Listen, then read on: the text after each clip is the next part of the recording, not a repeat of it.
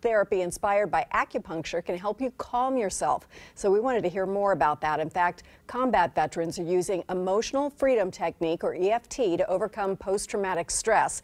Dr. Joseph Weiss, an anxiety expert based in Seattle, is here to teach us how to use it. Welcome. Welcome. Good morning. This is a huge problem these days, anxiety and depression. Tell me a bit about its prevalence. Well, it's one of the more prevalent, if you would call it, mental issues that we have in our country and probably in the world.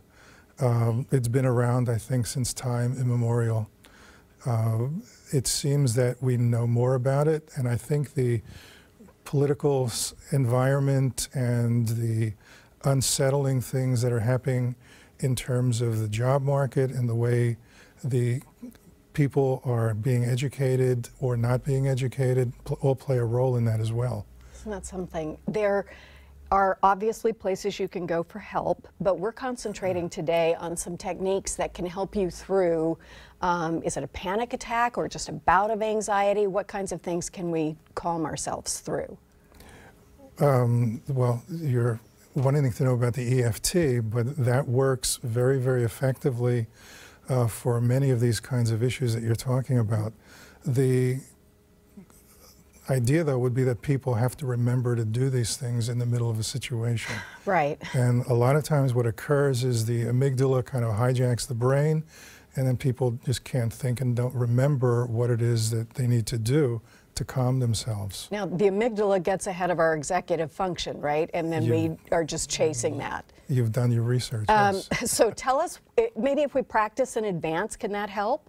Practicing in advance helps very, very much. As a matter of fact, Olympic athletes are known to be practicing in advance by using imagery. Visualization. Visualization. And the good thing about imagery and visualization is you always get it right. You never make a mistake when you rehearse mentally. So that's one very good technique. And so you can anticipate. And the fact is, when we respond to a situation, we're responding to the way we represent it in our minds. And the way you represent it in the mind is the response that we're going to react to. The unconscious doesn't know the difference between past, present, and future. It responds to whatever's happening mentally. So what is this? What do we do with EFT? Well, with EFT, one way you could define it is acupuncture for emotions.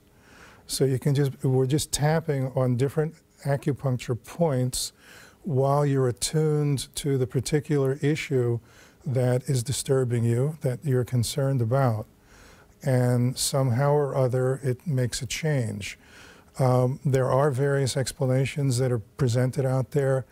I can't wrap my head around them. I just know that it works. I mean, I've worked with, back in Pittsburgh, where I started using this most consistently with clients. I had research scientists, physicians that I'd been working with, and I did work up the courage to ask a couple of them what they thought about tapping on different places on their face and fingers, and then all of a sudden they start feeling better.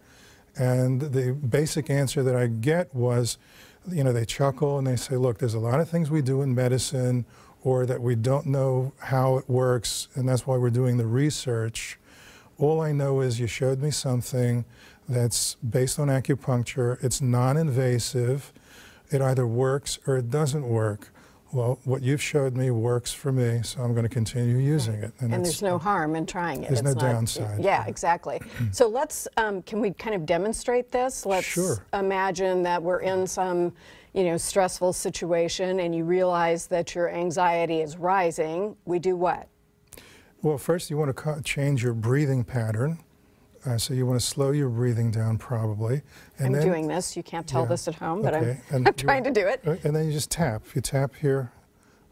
Give it a little more energy. And you're right on the edge of the eyebrow, but closer to the, good, and the side of the eye. Good. And then under your eye, right where the pupil would be when you're looking straight ahead. Good. And then under your nose. And then under your lip. And then the collarbone spot, you can do both hands. You know, Open my eyes. Okay. Like I don't know where my collarbones are. Yeah, okay. It's really a little bit lower and further down, but that's fine. Here? Oh, that actually feels good. Okay. And that's a short version of it. And take a nice comfortable inhale and make it a cleansing breath and just let everything go and relax. Let it go. So how does that feel? That's pretty interesting. That's pretty interesting. Yeah, that's what are those spots? I don't know the exact terms for the different spots, but these are the beginnings and ends of the various meridians. Okay, this one I know. You've had acupuncture. Yeah, this one is a kidney meridian on the collarbone.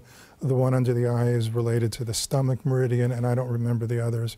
I've looked at the acupuncture things, but I'm not that expert in that. I just know how to apply this to my. It's like knowing a drill. I don't need to know all the different names of the parts. You just have to know how to use the drill. Know how to do it. Yeah. So would you repeat this? You keep repeating it. Well, the key element of it, the actual algorithm is very simple. You know, as you see, you're just doing the tapping. What you need to do is identify the core components of the anxiety or whatever stressful situation you're relating to. So you can focus on a memory of the experience. You can focus on your thinking about the experience, your thoughts. You know, a lot of times we have what's called self-talk, which is right out of cognitive therapy, which is also an element of this. You can focus on the feeling, or you can focus on the sensation. So the sensation when someone's anxious could be having a tightness here in the chest. You can focus on that and do the tapping until that diminishes as well. You can focus on repeating thoughts or obsessive thoughts and calm that down as well.